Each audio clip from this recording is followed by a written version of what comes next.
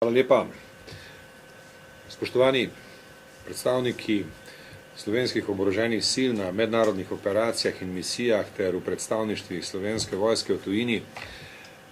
Veliko veselje in zadovoljstvo mi je bilo slišati ta vaša poročila in rad bi že kar na začetku izrekel hvaležnost vaše domovine in čestitke za vaše delo.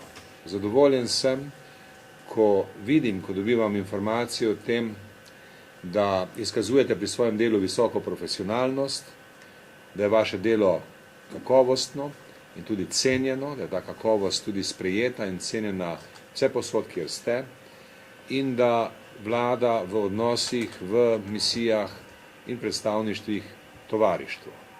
Seveda potrebujemo sprotno ocenjevanje vseh izzivov, uspešno usposabljanje, uspešno upravljanje nalog, nadaljnje visoko zagotavljanje uresničevanja standardov, visoko kvaliteto dela in predvsem bi rad poudaril dobre medčloveške odnose, tovarištvo in dobro razumevanje v oboroženih silah, vse posod, kjer so te nameščene.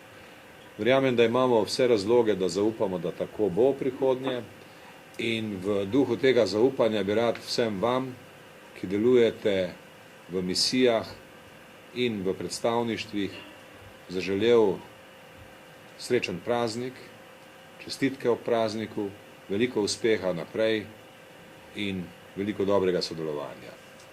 Hvala lepa. Hvala lepa.